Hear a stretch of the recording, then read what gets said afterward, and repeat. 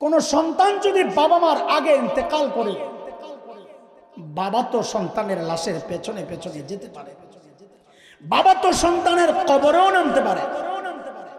কেন বাবার কলিজায় মায়া নাই? বলে আছে। বাবাও চিৎকার করে করে কান্না করবেন, কিন্তু বাবাকে আল্লাহ ওই শক্তি দিয়েছেন, সন্তানকে দাফন করে বাবা উপরে ওঠার মতো ক্ষমতা রাখেন।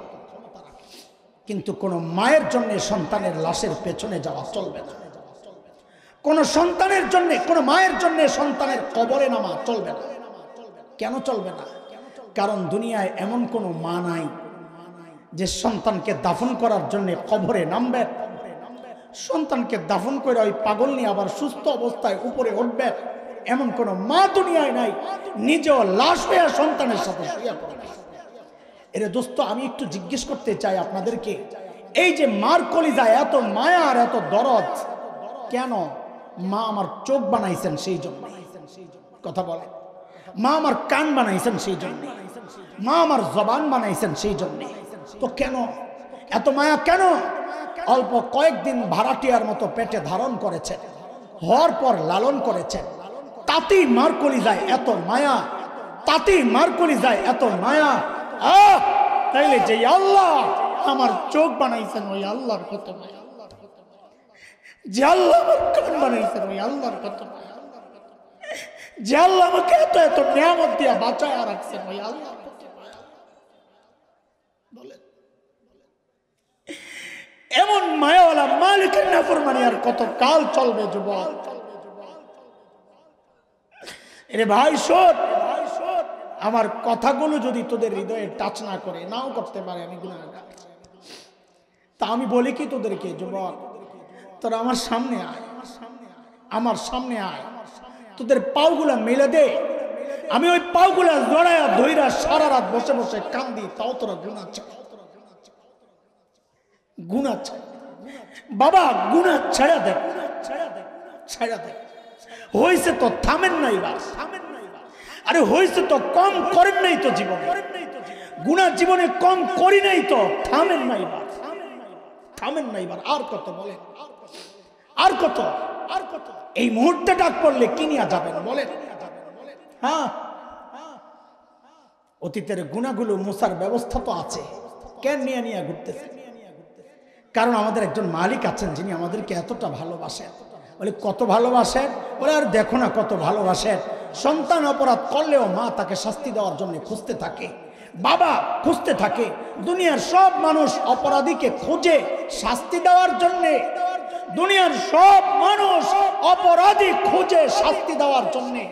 আমার আপনার এমন একজন মালিক আছেন যিনি অপরাধী খুঁজেন মাফ করার জন্য। প্রতি রাতে শেষ রাতে এসে ডাকতে থাকে, আরে আমিন মুস্তাগফিরিন ফাগফিরাল্লাহ, আরে আয় না, আয় না, কে কে গুনাহ করছস, আয় আয় আয়, আমি আল্লাহ আসছি তোরে মাফ করার জন্য, তুই মাফ চা, আমি মাফ করে দেব। এমন মালিক থাকতে গুনাহগুলা নিয়ে নিয়ে কেন ঘুরতিস? করে ফেলছি, হয়ে গেছে, বাস করে ফেলছি, হয়ে গেছে। নবী ছাড়া কে গুনাহ করে? সমস্ত নবীদেরকে আল্লাহ মাফ করছেন, বাঁচায় রাখছেন। নবুয়তের আগেও করেন নাই গুনাহ, পরেও করেন নাই। এছাড়া আমরা সবাই তো গুনার সুযোগ আছে, গুনাহ করা হয়েছে, সমস্যা কি? মালিক তো আছেন আমাদের, মাফ চাইলে যেখানে মাফ, গুনাহ নিয়ে কেন ঘুরতেছি? বুঝে আসে না। ও দোস্ত, গুনাহ পরিষ্কার করেন, পুঁজি বানান, পুঁজি পুঁজি। আরে অন্তত 2 ফোঁটা চোখের পানিরও তো পুঁজি বানান, চোখের পানিরও তো পুঁজি বানান। একটু একটা কিছু নিয়ে তো দাঁড়াইতে হবে মালিকের সাথে। মুহতারাম হাজরিন, আমি কথা লম্বা করতে চাচ্ছি না, অন্যদিকে চলে গেছে কথা কেমনে কেমনে। শুধু এতটুকু বলি, ওই যে হযরত সাঈদ ইবনে আমির আল জুমাহির ঘটনা শোনাচ্ছিলাম, আমি ঘটনা আর আগাইতে চাই না। যতটুকু বুঝানোর জন্য দরকার ছিল সেটা বলা হয়ে গেছে, যে মানুষগুলো ছিল কি হইল, মনে আছে কথা কি? মানুষ কি হয়ে গেছে? এই যে পরিবর্তনটা বলেন আপনারা সবাই কিসের ছোঁয়ায়, কিসের ছোঁয়ায়? তো সাহাবীদেরকে নিয়ে কয় কথা বলেছে, ওরা ছিল কি, হইল কি, মাঝখানে রাখেন এই 3 কথা।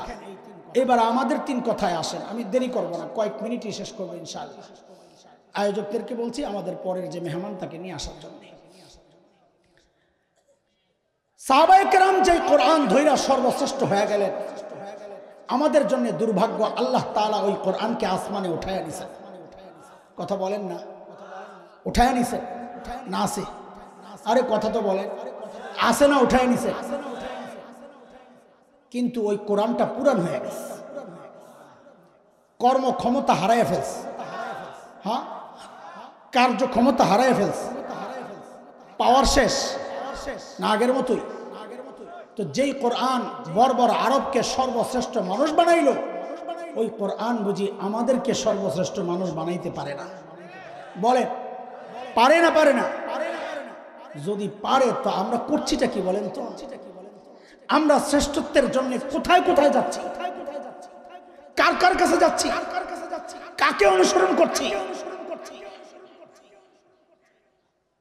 সন্তানকে পর্যন্ত বঞ্চিত করছি, নিজে তো বঞ্চিত হয়েছি। ফলাফল কি? দুনিয়ায় ঠকছি, ঠকবো আখেরাতে। আমরা যে দিন শিখছি আলহামদুলিল্লাহ, আলহামদুলিল্লাহ, নিজেও ঠকি নাই, আমাদের বাবা মাও ঠকেন নাই, নিজেও ঠকি নাই। কেন এটা আর বলছি না, সময় নাই। বাবা মা ঠকেন নাই কেন?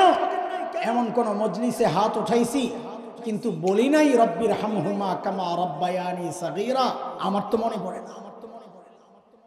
তাইলে আমার বাবা মা জিতছেন না, ঠকছেন? আপনারা যারা সন্তানকে দিন শিখান নাই, নিজেও বঞ্চিত হইছেন, সন্তানকেও বঞ্চিত করছেন। নিজে বঞ্চিত কেন হচ্ছেন? এটা মৌলবীর কথা না, পত্রিকাওয়ালাদের রিপোর্ট। উচ্চ শিক্ষার হার যত বাড়ছে, সন্তানের সাথে বাবা মার দূরত্ব তত বাড়ছে। ঠকছেন। বৃদ্ধাশ্রমে গেলে দেখা যায় বুড়া বুড়ি কাঁদছে আর সাক্ষাৎকার দিচ্ছে। কারা এরা? এলিট শ্রেণী, হাই সোসাইটি। একজন বুড়িকে পাবেন না যে বলবে আমি হাফেজের মা, একজন বুড়া পাবেন না যে বলবে আমি আলেমের বাবা। সন্তানকে বড় বড় ব্যারিস্টার বানাইছে, ডাক্তার, ইঞ্জিনিয়ার বানাইছে, ইউরোপ আমেরিকায় থাকে, এখন বৃদ্ধাশ্রমে বসে বসে চোখের পানি ফেলায়। এখন এই ঠকতেই থাকবেন না? জিতার ইচ্ছা আছে? বলেন, এটা গর্ব না আফসোস? কোরআন পড়েন নাই যে, তো ওই আফসোসটাই তো শিখাইছি। ধরলাম কি? বলেন, ধরলাম কি, ছাড়লাম কি? আহারে ভুলে গেছে, পড়া ভুলে গেছে। কয় কথার বয়ান ছিল আজকে? হ্যাঁ, আমারে বয়ান পড়া শোনায় দেন, আমি জানব, নাহলে কিন্তু আবার শুরু করুন প্রথম থেকে, যদি পড়া না শোনাইতে। এতক্ষণ মুখস্থ করাইছি না? হ্যাঁ বলেন, কয় কথার বয়ান? বলেন। এক নাম্বার, সাহাবীদেরকে নিয়ে কয় কথা? বলেন। ওরা ছিল কি, হইল কি? মাঝখানে মাশাআল্লাহ। আমাদেরকে নিয়ে কয় কথা? ধরলাম কি, ছাড়লাম কি, আহারে করলাম কি, হইলাম কি না, আহারে করলাম কি। কয় কথার বয়ান হয়েছে? মনে থাকবে ইনশাআল্লাহ? চলেন 5টা ওয়াদা দেন, এরপরে যাবো। ওয়াদা দেন 5টা। বলেন ইনশাআল্লাহ শুদ্ধ কোরআন শিখব, শুদ্ধ কোরআন। 2, কোরআন পড়বো ইনশাআল্লাহ, ইনশাআল্লাহ। 3, কোরআন মানব। কটা গেল?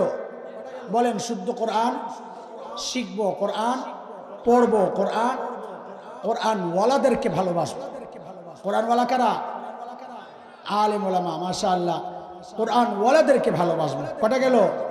4টা। আবার বলেন, পিছনের পড়া শোনান। শুদ্ধ কোরআন শিখব, কোরআন পড়ব, কোরআন মানব, কোরআন ওয়ালাদেরকে। 5 নাম্বার, কোরআনই প্রতিষ্ঠান মানে মাদ্রাসার পাশে দাঁড়াবো ইনশাআল্লাহ। হ্যাঁ, নিজে পারি নাই, ওদেরকে আগায়া দিই। ওদের তিলাওয়াত, ওদের আমল, ওইটার উসিলায় আল্লাহ যদি আমারে মাফ করে দেন, এই চিন্তায় মাদ্রাসা ওয়ালাদের পাশে দাঁড়াবো, মাদ্রাসা ওয়ালাদের পাশে দাঁড়াবো। ঠিক আছে ইনশাআল্লাহ। আল্লাহর হাবিব নবুয়ত পেয়ে ঘোষণা দিলেন, ইন্নামা বুইসতু মুআল্লিমা বুইসতু লিউতাম্মিমা মাকারিমাল আখলাক।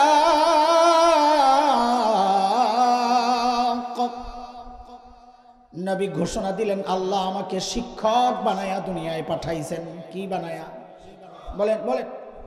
আমাদের নবী কি ছিলেন? সবাই বলেন, এটা মুখস্থ করেন, আমি পরে আবার কাজে লাগাবো। বলেন, আমাদের নবী কি ছিলেন? আমাদের নবীকে বলা হয় উম্মি নবী। অর্থ না বুঝার কারণে অনেকে অর্থ করেন জাহেল, মূর্খ, নাউজুবিল্লাহ মিন যালিক। আমাদের নবী শুধু শিক্ষিত ছিলেন না, সব শিক্ষিত মানুষের শিক্ষক ছিলেন। তো বলেন আবার আমাদের নবী কি ছিলেন? কি ছিলেন? শিক্ষক। 2 নম্বর নবী বলেন, আল্লাহ আমাকে সর্বোচ্চ উন্নত চরিত্র মাধুর্য দিয়ে দুনিয়ায় পাঠিয়েছেন কেন? যেন আমি আমার এই উন্নত চরিত্র দিয়া ওই বর্বর মানুষগুলোকে দুনিয়ার সেরা মানুষ বানাতে পারি। সমস্যা ছিল 2টা। জাহালাত মোকাবেলার জন্য আল্লাহ নবীকে শিক্ষক বানাইয়া দুনিয়ায় পাঠাইছেন। সমস্যা ছিল চরিত্র, আল্লাহ নবীকে সর্বোত্তম চরিত্র দিয়া দুনিয়ায় পাঠাইয়া ওদেরকে ঠিক করার ব্যবস্থা করেছে। আবারও পেছনের দিকে যাই, আমাদের নবী কি ছিলেন? সবাই বলেন তো একটু। কিছু কথা বলতে চাই, অনেক সময় এড়ায় যাই, আবার কই ছাড়ার দরকার কি, বলি, সুযোগ আছে। এই কথাগুলো যারা সাধারণ মানুষ, মাদ্রাসা শিক্ষায় যারা শিক্ষিতরা, তাদের আবার একটু কষ্ট লাগে না বুঝার কারণে। এমন আপনারা বলেন আমি ওই লাইনে আগাবো না, ছুটবো, হ্যাঁ বলবো, কষ্ট লাগলে বিশ্বাস রাখেন আপনাদেরকে কষ্ট দেওয়ার জন্য কথাগুলো বলছি না, বলবো না। কথাগুলো বলবো, বলছি আপনাদের হৃদয়ে আফসোসের আগুন জ্বালাইতে। হায় কি করলাম, হায় কি করলাম। ছোটবেলায় কনকনে শীতের মধ্যে মা যখন গোসল করাইতেন খুব আরাম লাগতো, কথা কর, কষ্ট লাগতো। তা আমাদেরকে যে মা কষ্ট দিতেন এটা আমাদের ভালোর জন্য না খারাপের জন্য? তা আমাদের সমস্যা কি জানেন? আমাদের বয়ান যখন ওয়াজ হয়, ওয়াজ খুব মজা লাগে। কবরের নিচে, আসমানের উপরে, হরিণের কিস্সা, হ্যাঁ এই কিস্সা, এই কিস্সা শুন, দারুণ বক্তা একটা, সুবহানাল্লাহ। কিন্তু মাঝে মধ্যে যদি ওয়াজের জায়গায় একটু ওয়াজ শুরু হয়, ওয়াজের জায়গায় ওয়াজ শুরু হইলে আর ভালো লাগে না। এই হুজুর তো রাজনীতির আলাপ করে, এই মেম্বার সাহেব তো কইবো, আমার দোস্ত কইবেন নি আপনি? না কইব না, মাশাআল্লাহ, না লেগে তো কইছি, না লেগে কইলে কি আর কইতাম নাকি? কিন্তু ওয়াজও মাঝে মাঝে দরকার লাগে, নাইলে ওয়াজ রাখবেন কোথায়? নাপাক জায়গায়। আগে ভাণ্ড পরিষ্কার করে নিতে না। তো আমরা যে আপনাকে কষ্ট দেই, এটা কষ্ট না, এটা মনে করবেন আমার ওয়াজ চলতেছে, একটু পরে ওয়াজ হইবে। ঠিক আছে কথা? তো বলেন আমাদের নবী কি ছিলেন? দেখেন, গর্ব তো করেন, জীবনে বহু উপলক্ষ আছে আপনাদের গর্বের। কেউ ডাক্তার, কেউ ইঞ্জিনিয়ার, কারো ছেলে ইউরোপ আমেরিকায় থাকে, কেউ বড় ব্যবসায়ী, কেউ বড় জিম্মাদার দায়িত্বশীল জনপ্রতিনিধি। গর্বের তো শেষ নাই। কিন্তু আমাদের মতো মৌলবী যারা মাদ্রাসায় পড়াচ্ছি, এই জায়গায় আমি কওমি আলিয়া ভাগ করতে চাই না। সবাই আমরা, আমাদের একটা আলাদা গর্বের জায়গা আছে। সেটা কি জানেন? সেটা হচ্ছে আমাদের শিক্ষার গোড়ায় মুহাম্মদুর রাসূলুল্লাহ সাল্লাল্লাহু আলাইহি ওয়াসাল্লাম। এটা আমাদের গর্ব। গর্ব আপনারাও করেন, আমাদেরও একটা গর্ব আছে। বলে এটা কিভাবে বলছেন? আমি একটা উদাহরণ দিলে আপনারাও বুঝবেন। ধরেন আমরা বুখারী শরীফ পড়েছি, নাম শুনছেন বুখারী শরীফ? এখন তো না শোনার উপায় নাই, কিছু হইলেই তো খালি কয় বুখারীতে আছে। এখন আর না শোনার উপায় নাই। এখানে বুখারী পড়ছেন অনেক ওস্তাদ ছাত্র আছে, চেহারা দেখলে আমরা বুঝি বুখারী পড়নেওয়ালা মানুষ আছে। আমিও পড়েছি আলহামদুলিল্লাহ। প্রথম হাদিস বুখারীর ইন্নামাল আ'মালু বিন্নিয়াত, লম্বা হাদিস। এই হাদিসটা আমি ঢাকার ফরিদাবাদ মাদ্রাসায় পড়েছি। আমার ওস্তাদ মুহতারাম ছিলেন শেখুল হাদিস আল্লামা আব্দুল হাফিজ রহমতুল্লাহ আলাইহি। ভারতের দেওবন্দ মাদ্রাসায় পড়েছি। আমার ওস্তাদ ছিলেন শেখুল হাদিস আল্লামা নাসির খান রহমতুল্লাহ আলাইহি। আমার এই দুই ওস্তাদের ওস্তাদ ছিলেন শেখুল আরব ওয়াল আজম হযরত হুসাইন আহমদ মদনী নব্বরাল্লাহু মারকাদাহ। তার ওস্তাদ ছিলেন শেখুল হিন্দ মাহমুদ হাসান দেওবন্দি রহমতুল্লাহ আলাইহি। তার ওস্তাদ ছিলেন ব্রিটিশ বিরোধী আন্দোলনের অন্যতম সিপাহ সালার মুজাহিদে মিল্লাত দারুল দেওবন্দের প্রতিষ্ঠাতা অন্যতম কাসিমুল উলুম আল খায়রাত ইমাম কাসিম নানুতুবি রহমতুল্লাহ আলাইহি। তার উস্তাদ ছিলেন শাহ আব্দুল গনি মুজাদ্দিদ দেহলভী রহমতুল্লাহ আলাইহি। তার উস্তাদ ছিলেন শাহ মুহাম্মদ ইসহাক আদ-দেহলভী রহমতুল্লাহ আলাইহি। তার উস্তাদ ছিলেন শাহ আব্দুল আজিজ মুহাদ্দিস দেহলভী রহমতুল্লাহ আলাইহি। তার উস্তাদ ছিলেন শাহ ওয়ালিউল্লাহ মুহাদ্দিস দেহলভী রহমতুল্লাহ আলাইহি। তার উস্তাদ ছিলেন আবু তাহের আল মদনী রহমতুল্লাহ আলাইহি। তার উস্তাদ ছিলেন ইব্রাহিম কুর্দি রহমতুল্লাহ আলাইহি। তার উস্তাদ ছিলেন আহমদ আল কুশাশি রহমতুল্লাহ আলাইহি। তার উস্তাদ ছিলেন আহমদ আশ-শিন্নাবি রহমতুল্লাহ আলাইহি। তার উস্তাদ ছিলেন জাইনুদ্দিন আল মিসরি রহমতুল্লাহ আলাইহি। তার উস্তাদ ছিলেন মুহাম্মদ আর-রমালি রহমতুল্লাহ আলাইহি। তার উস্তাদ ছিলেন আহমদ ইবনে আলী আল হাজার আসকালানি রহমতুল্লাহ আলাইহি। তার উস্তাদ ছিলেন ইব্রাহিম আত-তানুখি রহমতুল্লাহ আলাইহি। তার উস্তাদ ছিলেন আবুল আব্বাস আল হাজ্জার রহমতুল্লাহ আলাইহি। তার উস্তাদ ছিলেন আবু আলী আজ-জুবাইরি রহমতুল্লাহ আলাইহি। তার উস্তাদ ছিলেন আবুল ওয়াক্ত আস-সিজজি রহমতুল্লাহ আলাইহি। তার উস্তাদ ছিলেন আবুল হাসান আদ-দাউদি রহমতুল্লাহ আলাইহি। তার উস্তাদ ছিলেন আবু মুহাম্মদ আস-সারখসি রহমতুল্লাহ আলাইহি। তার উস্তাদ ছিলেন আবু আব্দুল্লাহ ফিরাব্বি রহমতুল্লাহ আলাইহি। তার উস্তাদ ছিলেন মুহাম্মদ ইবনে ইসমাঈল ইমামে বুখারী রহমতুল্লাহ আলাইহি। তার উস্তাদ ছিলেন হুমায়দি রহমতুল্লাহ আলাইহি। তার উস্তাদ ছিলেন সুফিয়ান আস-সাউরি রহমতুল্লাহ আলাইহি। তার উস্তাদ ছিলেন ইয়াহইয়া ইবনে সাঈদ আল আনসারী রহমতুল্লাহ আলাইহি। তার উস্তাদ ছিলেন মুহাম্মদ ইবনে ইব্রাহিম আত-তাইমি রহমতুল্লাহ আলাইহি। তার উস্তাদ ছিলেন আলকামা ইবনে ওয়াক্কাস আল-লাইসি রহমতুল্লাহ আলাইহি। তার উস্তাদ ছিলেন উমর ইবনুল খাত্তাব রাদিয়াল্লাহু আনহু। তার উস্তাদ ছিলেন মুহাম্মদুর রাসূলুল্লাহ সাল্লাল্লাহু আলাইহি ওয়াসাল্লাম। এটা আমাদের গর্ব, আমাদের গর্ব। এটা আমাদের শিক্ষার গোড়ায় মুহাম্মদুর রাসূলুল্লাহ সাল্লাল্লাহু আলাইহি ওয়াসাল্লাম। রাগ করেন না, আমি আগে ক্ষমা চাইয়া নিছি আপনাদের কাছে। এখন আপনারা যারা মাদ্রাসার সাথে নাই, আপনাদেরকে জিজ্ঞেস করতে চাই, যে শিক্ষা নিয়ে গর্ব করছেন, আপনাদের শিক্ষার গোড়ায় কি বলে? আপনি খুঁজে পাবেন না, কিন্তু আপনাকে খোঁচানোর জন্য বলছি না। আমার প্রশ্ন আপনার হিতাকাঙ্ক্ষী হিসাবে, এই গর্বের পরিচয় দেওয়ার ঠিকাদারি মাওলানারা আল্লাহর কাছ থেকে একা নেন নাই। এই পরিচয় দেওয়ার সুযোগ অধিকার আপনাদেরও ছিল, কিন্তু কেন পারছেন না? নিজেকে কোনোদিন জিজ্ঞেস করেছেন কেন পারছেন না? কে আপনাকে বঞ্চিত করেছে? আপনাকে বঞ্চিত করেছে ওই কুচুকরিরা, যারা আপনার সামনে এমন এক সিলেবাস রেখেছে, যে সিলেবাস পড়ে এই গর্বের পরিচয়টা দেওয়া যায় না। শুধু তাই না, এক গর্বের পরিচয় থেকে আপনাকে আপনার সন্তানকে তো বঞ্চিত করেছে। সাম্প্রতিক কালে নতুন আরেকটা চক্রান্ত হয়েছিল, আরেকটা গর্বের পরিচয় থেকে আপনাকে বঞ্চিত করার চক্রান্ত হয়েছিল। সেটা হচ্ছে আমাদের আরেকটা গর্বের পরিচয় হচ্ছে আমরা নবী আদমের সন্তান। কার সন্তান? না আদম বলি নাই আমি। শুনেন, আমি কিন্তু বড় তেড়া মানুষ, আমি শব্দ গনে গনে বলি, ফালতু শব্দ বলবো না। যা বলছি আমার উদ্দেশ্য আছে, এই জন্য আমি যা বলি ওটাই বলবেন, ফালাইবেন না। বলেন আমি কি বলছি? নবী আদম। বলেন আমরা কার সন্তান? কার সন্তান? বলে হুজুর নবী কেন লাগাইলেন মাঝখান দিয়ে? আগে তো লাগাইতাম না। আগে লাগাইতাম না, আমিও এখন লাগাই। কেন? আগে যে মানুষ গন্ত, এটার নাম আসছিল আদমশুমারি। কি আসছিল? ওদের মাথায় কি ঢুকছে আল্লাহ জানে, আদম রে বাদ দিয়া এখন লাগাইছে জনশুমারি। পেসপুস লেগে গেছে। আসলে কি আমরা আদমের সন্তান, না আমাদের পূর্বপুরুষ চিড়িয়াখানার থেকে পালাই আসা বান্দর?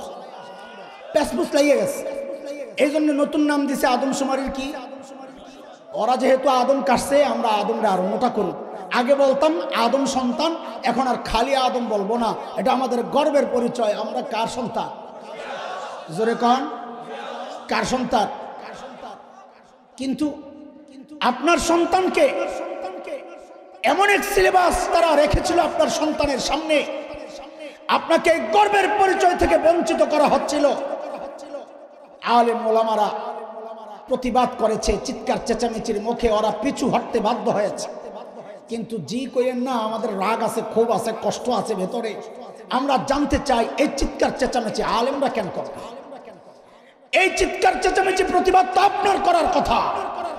কারণ আমার সন্তান তো এই ঘোড়ার ডিমের সিলেবাস পড়ে না, আমার সন্তান তো কালা কালা রাসূলুল্লাহ পড়বে।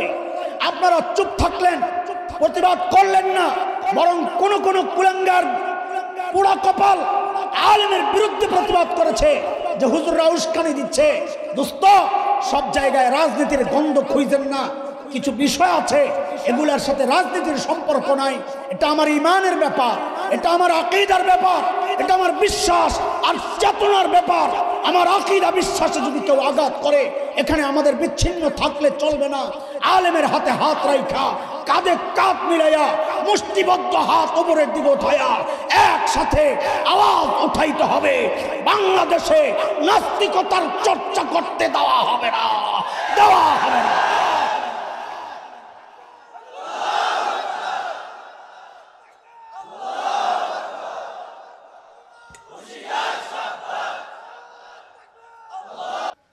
খালি হুজুরকে শত্রু বানায়, আমগরে একা বানায়া দেন কেন? আমাদের শত্রু বলে, কিসের আলেম হলো আমাদের শত্রু? আমাদের কোনো শত্রু নাই, আমাদের শত্রু শয়তান। আমরা শয়তান তাড়াইতে যাই আর রাস্তার মধ্যে শয়তানের সহযোগীরে পাই, অগর মারি। এটা আমার দোষ কি? তুই জানি গেছিস কেন? আসলে শত্রু কে? আমাদের আসল শত্রু কে? সূরা ফাতির আয়াত 6 আল্লাহ বলেছেন, ইন্নাশ শাইতানা লাকুম আদুউন ফাত্তাখিযুহু আদুওয়া ইন্নামা ইয়াদউ হিজবাহ লিয়াকুনু মিন আসহাবিস সাঈর।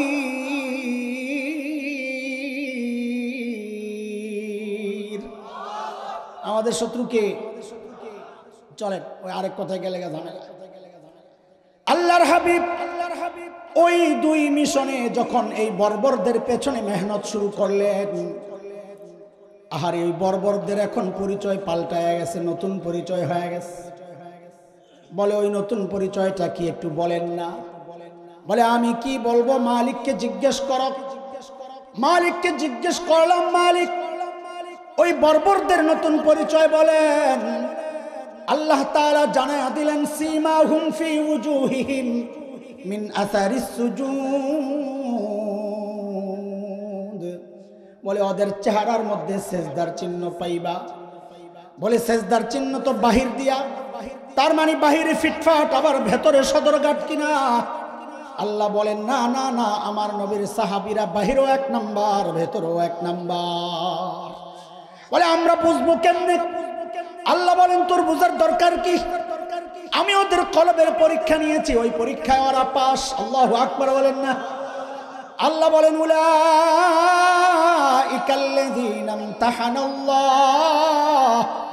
ইমতাহানাল্লাহু কুলুবাহুম লিত্তাকওয়া লাহুম মাগফিরাতুন ওয়া আজরুন আযীম। নবীকে জিজ্ঞেস করলাম, ইয়া রাসূলুল্লাহ ওই বর্বরদের নতুন পরিচয় বলেন। আল্লাহর নবী জানায়া দিলেন, এরে আমার সাহাবীদেরকে তোরা বর্বর বলিস না, ওরা কিন্তু এখন আর বর্বর নাই, কত নতুন পরিচয়টা বলেন না। তো আল্লাহর নবী বলেন, খায়রুল কুরুনি করনি। ওরা আর বর্বর নাই, ওরা এখন মানব ইতিহাসের শ্রেষ্ঠ মানুষ হয়ে গেছে। আল্লাহ শুনে শরীরটা ভালো না, আগেই বলছি, মাথা ব্যথা করতেছে প্রচন্ড, ওই যে ঠান্ডা লাগছে খুব, সেই জন্যই বয়ানকে আমি একটু ছোট করে ফেলি। আমার তো আরো আগে বসার কথা ছিল হিসাবে। ওনারা যে পোস্টারে 8:30টায় লেখা রাখছেন আমি জানি না মানে খেয়াল করি নাই আর কি। পোস্টার তো পাঠাইছি, পড়ি না, এত পোস্টার কে পড়ে? প্রতিদিন তো পোস্টার মানুষ খালি পাঠাইতেই থাকে। তো আমি তো মনে করছিলাম আসার পর 8টায় বসবো, 9টা, 9:30, 9:30 ছেড়ে দিব। তো যেহেতু সময় অনেক দূর হয়ে গেছে, আমার একটা প্রোগ্রাম আছে আরো, এর মানিটা বুঝেন না যে পালানোর রাস্তা খুঁজতেছে। বয়ান তো যা করার করবো, তবে আপনাদেরকে একটু গুছাইয়া দিই, কারণ বয়ান তো মুখস্থ করা লাগবে। ওয়াদা করছিলেন না? মুখস্থ কেন করবেন? কারণ বাড়িতে নিয়ে যাবেন আজকে বয়ান। এমন না হয় যে মাহফিল থেকে বের হওয়ার পর এই বয়ান কেমন হয়েছে, দারুণ বয়ান হয়েছে, কি বয়ান হয়েছে, আরে হুজুর যে গলা একটা মাশাআল্লাহ সুবহানাল্লাহ, আরে কি বয়ান হয়েছে ভাই, 2টা গজল যে কইছে কলিজা ঠান্ডা। আরে কি বয়ান হয়েছে ওটা না কবি, তবে মক্কা মদিনার আজান ফেল, বক্তা একটা আনছে ঢাকার থেকে, মাশাআল্লাহ, টুনটুনি গলা।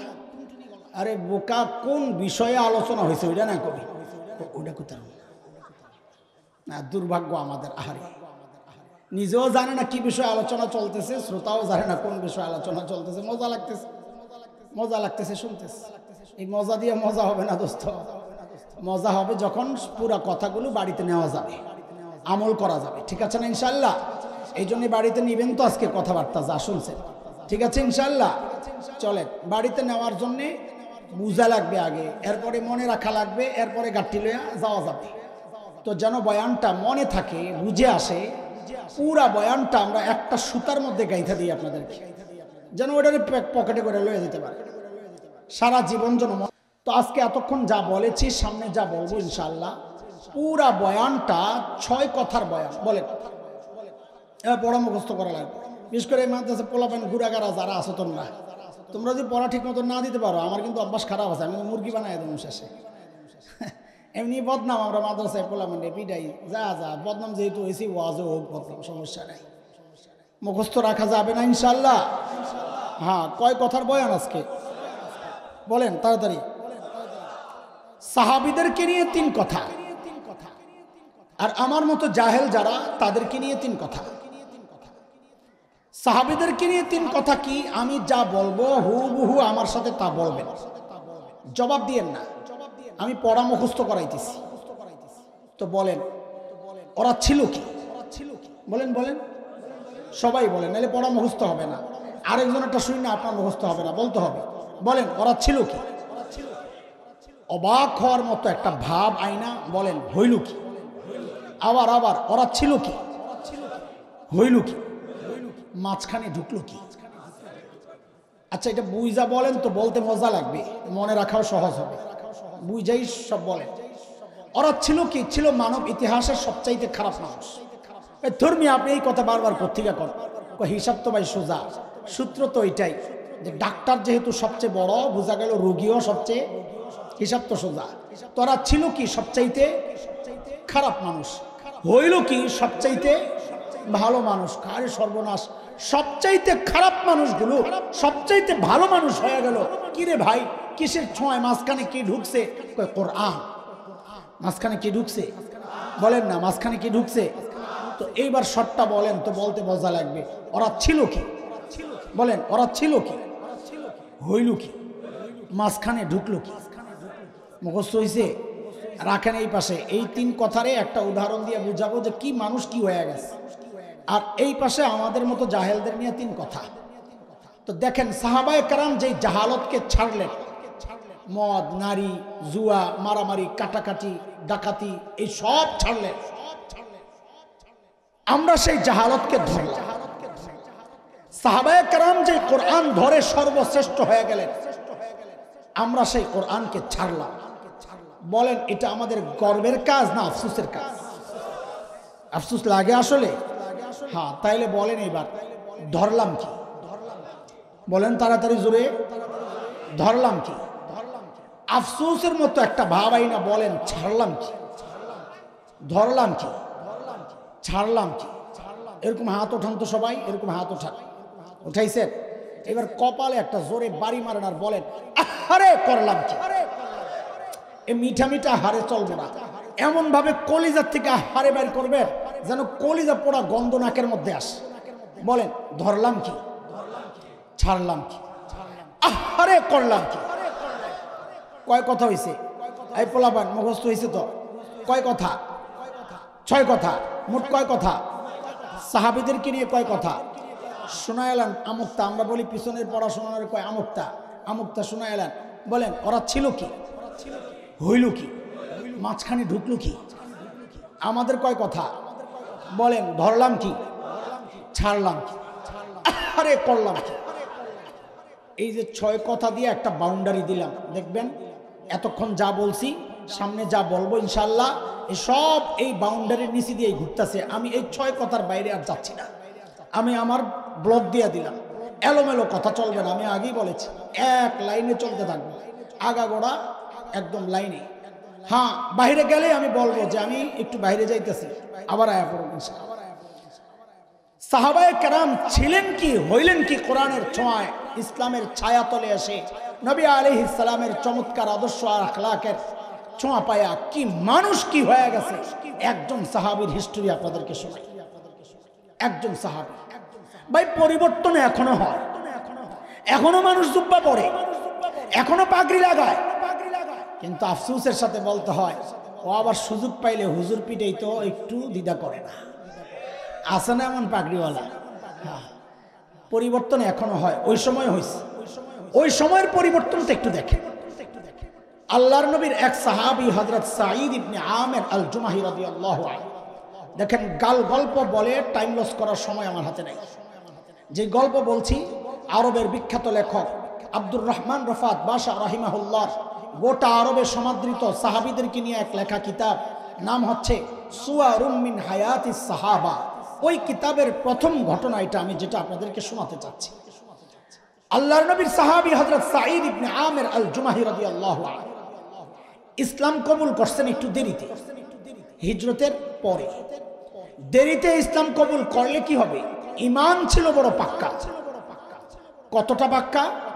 বলে পাক্কা কতটা, একটা উদাহরণ শুনলেই বুঝবেন। সাইয়েদনা ওমর রাদিয়াল্লাহু আনহু যখন খলিফা ছিলেন, বলেন তো ওমর নরম না গরম? কেমন গরম? অনেক, কত অনেক। একটা হাদিস শুনলেই বুঝবেন। নবী আলাইহিস সালাম বলেছেন, আমার ঘাম দেখে তুমি ধোকা খাও না, এই ঘাম আমার ভালো বাতাসের চেয়ে। হযরত ওমর কতটা গরম ছিলেন নবী আলাইহিস সালাম বলেছেন যে ওমর যেই রাস্তা দিয়ে চলে শয়তান ডরে আর ওই রাস্তায় থাকে না। ওমর পাইলে সাইজ করে লাগবে, বাপ রে বাপ, যেই গরম বেড়া। সুবহানাল্লাহ। হযরত সাঈদ ওমর যখন খলিফা, হযরত সাঈদ ইবনে আমের যায় ওমরকে বলতেছেন, ওমর আল্লাহ দায়িত্ব দিয়েছেন ঠিকঠাক মতো আদায় করেন, নাইলে কিন্তু খবর আছে। বেটার কলিজায় সাহস কত দেখছেন? এই সাহস কই পাইছে? মানুষ নিজে যত সৎ হয় তার সাহসও তত উঁচা হয়। নিজের মধ্যে 2 নম্বরই থাকলে কথা বলবে মিনমিন মিনমিন কইরা, আর তেলের দাম বাড়াবে। কি বুঝছ তোরা? আল্লাহ জানে তেলের দাম বাড়াবে। থাক, না বুঝলে আরো ভালো। হযরত ওমর জোর করে ধরছেন, মিয়া আম করে খালি বুঝাও, দায়িত্ব সব কান্দি দিয়া, তোমরাও কিছু দায়িত্ব লও। জোর করে ধরে সিরিয়ার এক শহর হিমসের গভর্নর বানায়া পাঠায়। আমি একটু লাইন থেকে বাইরে যাইতেছি, এটা কথা বোঝানোর জন্য, আবার চলে আসবো। দেখেন, যেই এলাকার মানুষ যত ধনী হয়, ওই এলাকার জনপ্রতিনিধি যারা মেম্বার, চেয়ারম্যান, এমপি, তারাও ওই রকম ধনী হয়। এলাকার একটা প্রভাব। আজকের দুনিয়ায় Bangkok, Singapore, Thailand, Dubai, Abu Dhabi, Karachi, Bombay, আমাদের চিটাগাং, এগুলো যেমন বাণিজ্যিক শহর, ওই সময়ে গোটা দুনিয়ার বাণিজ্যিক শহর ছিল সিরিয়া। চলেন আবার ভিতরে চলে আসি, এই কথা শেষ। হযরত ওমর সাঈদ ইবনে আমের আল জুমাহিকে পাঠাইছেন সেই সিরিয়ার শহর হিমসের গভর্নর বানায়া। বলেন তো এবার সেই গভর্নর ধনী হওয়ার কথা না গরিব হওয়ার কথা? কেমন ধনী? আরে জোরে কন। ওই সময়ের সেরা ধনী হওয়ার কথা। কিন্তু দেখেন কোরআনের ছোঁয়ায় কাদের কথা শোনাচ্ছি? যারা একটা পয়সার জন্য মানুষ খুন করত। আজকে কোরআনের ছোঁয়ায় নবীর সোহবত পায়া সেই মানুষগুলোর পরিবর্তনটা দেখেন, ছিল কি হইল কি। হিমস থেকে এক দল আসছে হযরত ওমরের সাথে সাক্ষাৎ করার জন্য। হযরত ওমর বললেন, তোমরা একটা কাজ করো, হিমসের গরিবদের একটা লিস্ট দাও আমার কাছে, আমি রাষ্ট্রীয় কোষাগার থেকে ওদের জন্য কিছু বরাদ্দ দিয়ে দিব গরিবদের জন্য। ওরা সুযোগ পায়া লিস্ট একটা করছে, বড় যায় হযরত ওমরের কাছে পেশ করছেন ফুকারা ও হিমসের গরিবদের লিস্ট। আল্লাহু আকবার। হযরত ওমর লিস্টটা নিয়েই অবাক হয়ে তাকায় আছেন। কেন জানেন? কারণ তিনি দেখেন যে ওই লিস্টের শুরুর দিকেই হিমসের গভর্নর সাঈদ ইবনে আমের আল জুমাহির নাম। সাইয়েদনা ওমর জানতে চাইলেন, আমি এরকম ফাঁকে এরকম কি ব্যাপার? তোমাদের গভর্নর বুঝি গরিব মানুষ? হিমসের লোকেরা জবাব দিলেন, বালা আমিরুনা আফকারুনা, আমাদের গভর্নর শুধু গরিব না, হিমসের মধ্যে সবচাইতে গরিব। আল্লাহু আকবার।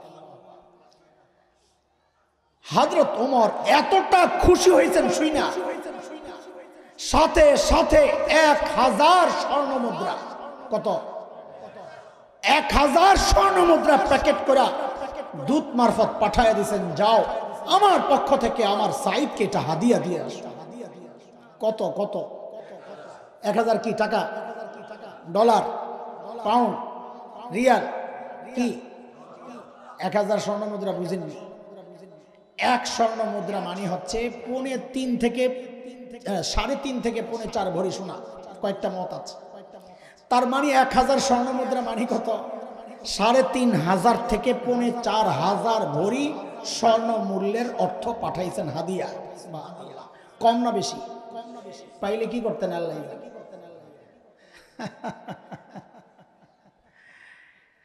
দূত যখন ওই বিশাল অঙ্কের হাদিয়া নিয়ে হযরত সাঈদের কাছে পেশ করেছেন, আল্লাহু আকবার। কি বুঝাইতেছি, মানুষগুলো ছিল কি হইল কি, মনে আছে তো কথা? লাইন হারাইয়েন না। হযরত সাঈদ প্যাকেটটা পায়া যখন বুঝলেন এই বিশাল অঙ্কের হাদিয়া তার জন্য, তিনি সাথে সাথে প্যাকেটটাকে ছুঁড়ে মেরে চিৎকার দিয়ে বলে উঠলেন, ইন্না লিল্লাহি ওয়া ইন্না ইলাইহি রাজিউন। কি পড়ছেন? আরে কথা বলেন না, কি পড়ছেন? হাদিয়া পাইলে ইন্না লিল্লাহ পড়ার কথা না আলহামদুলিল্লাহ পড়ার কথা? আপনারা কি পড়তেন জানি না, আমি পাগলা ইমানের যে হালত, পোটলাটা লইয়া ভিতরে যাইয়া কটা লাভ যে দিতাম খুশি, আর আলহামদুলিল্লাহ তাসবিহ তো চালাইতাম দুইজনে মিল্লা। আল্লাহ এমন ভাবে ইন্না লিল্লাহ পড়ছেন, বউ তো ভেতর থেকে ডরায় গেছে। আরে মদিনা থেকে দূত আসছে, না জানি কোন দুঃসংবাদ নিয়ে আসছে, আল্লাহই জানে। সাথে সাথে বিবি জানতে চাইলেন, আকুতিলা উমর ইবনুল খাত্তাব, কি ব্যাপার সাইয়েদনা ওমর বুঝি শহীদ হয়ে গেলেন নাকি? এইভাবে ইন্না লিল্লাহ কেন পড়লেন? হযরত সাঈদ জবাব দেন, না না, ঘটনা তা না, বরং তার চেয়েও মারাত্মক। ওমরের শাহাদাতের চেয়েও মারাত্মক ঘটনা। বউ তো আরো ডরে গেছে, আবার জিজ্ঞেস করলেন, আকুতিলাল মুসলিমুনা ফি মারিকা, তাইলে কি কোনো যুদ্ধে মুসলমান ব্যাপকভাবে শহীদ হয়ে গেল কিনা? হযরত সাঈদ বলেন, না, ঘটনা তাও না, তার চেয়েও মারাত্মক। বউ তো এবার আরো ডরে গেছে, আহারে না জানি আমার জামাইয়ের কল্লাটা নিতে পাঠাইছে। আরে বলেন না কি সমস্যা, কেন এইভাবে ইন্না লিল্লাহ পড়লেন? আহা, মানুষগুলো ছিল কি হইল কি দোস্ত? 1 পয়সার জন্য যারা মানুষ খুন করত, আজকে 1000 স্বর্ণ মুদ্রা পাইয়া কি জবাব দিচ্ছে? ওই জবাবটা কিয়ামত পর্যন্ত উম্মতে মুসলিমার নসিহত গ্রহণের জন্য খোরাক হয়ে গেছে। এই একটা ছোট্ট বাক্যই হেদায়েতের জন্য যথেষ্ট। কি বললেন তিনি?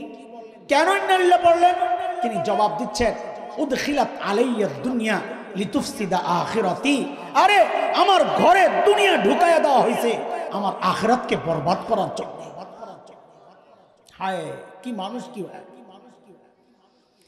সাথে সাথে বিবিকে বললেন, আমি চাই মদিনার দূত আমার ঘরে থাকতে থাকতে এই 1000 স্বর্ণ মুদ্রা তুমি হিমসের গরিবদের মধ্যে বিলায়া দিবা।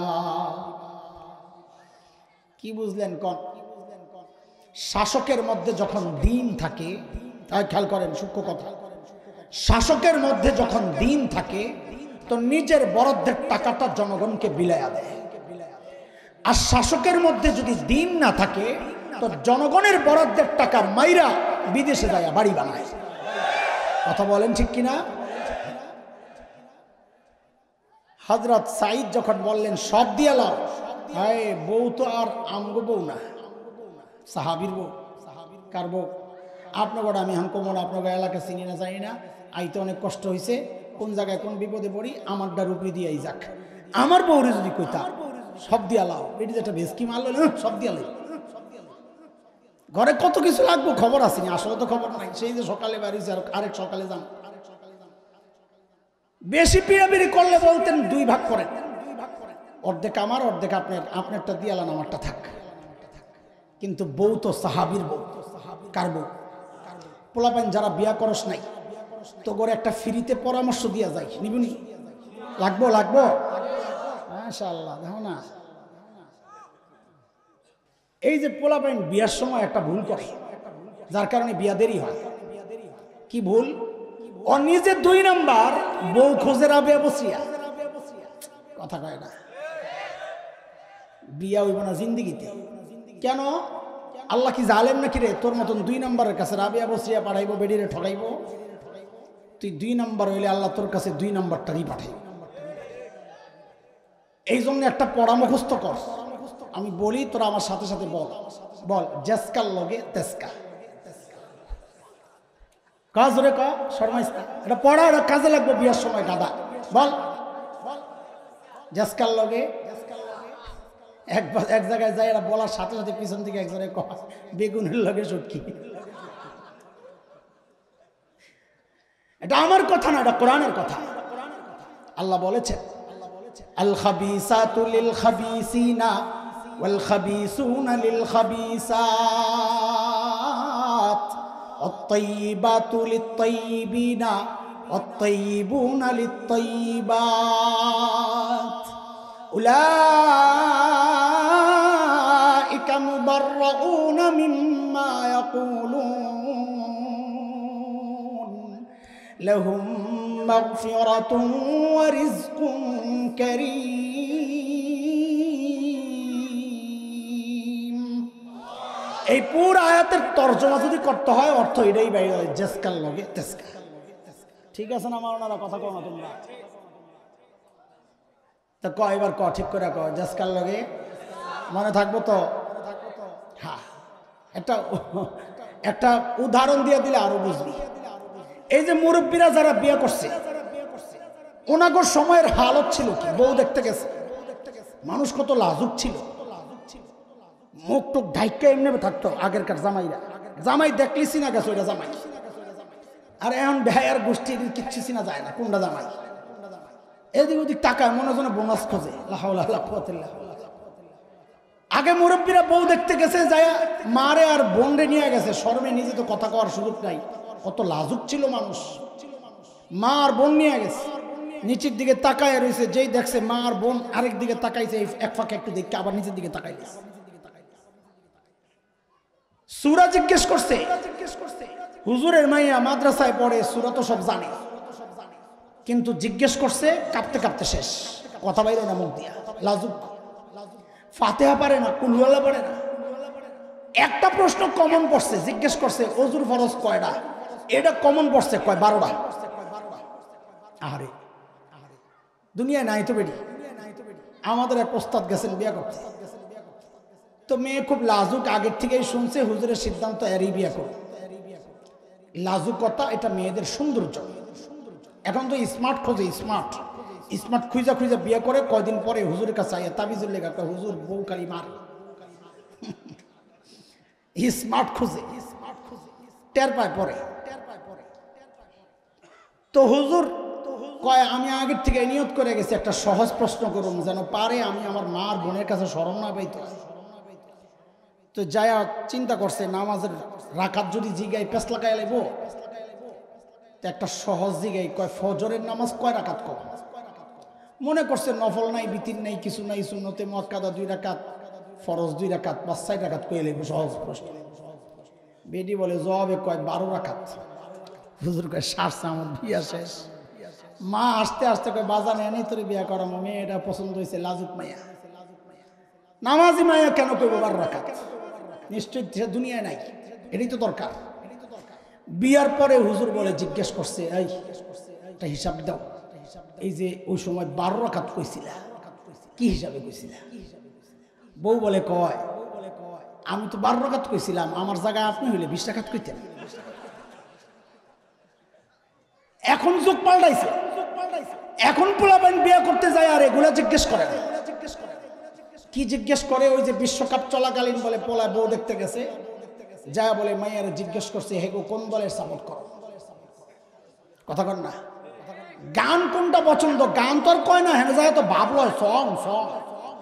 তোমার ফেভারিট সং কি? নায়ক গায়ক ফেভারিট কোনটা? আপনারা বলেন, এবার এই প্রশ্ন করা ঠিক আছে না? এই যে এতক্ষণ কি বুঝাইলাম আল্লাহ জানে। আরে ঠিক আছে তো, এই প্রশ্ন করা ঠিক আছে, কেন ও প্রশ্ন করে জেনে নে ওই যে একটা খবিশ ওর লগেরটাও খবিশ পড়ে কিনা, এটার নাম হইল জাসকাল লগে তেজকা। বুঝে আসছে কথা?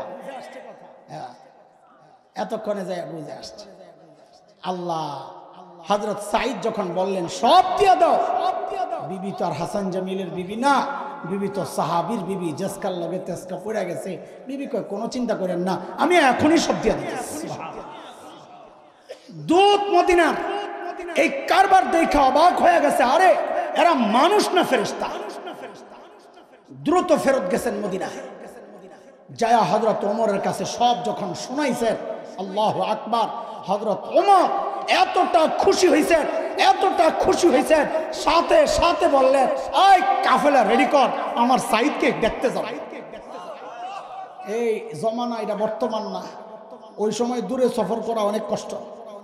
এখন তো ট্রাভেল সোলারে বললে মোবাইলে টিকিট পাঠায় দেয়, এয়ারপোর্ট যায় মোবাইল দেখাইলে বোর্ডিং পাস দিয়া দেয়, ওইটা দেখাইয়া প্লেনে ওঠা যায়।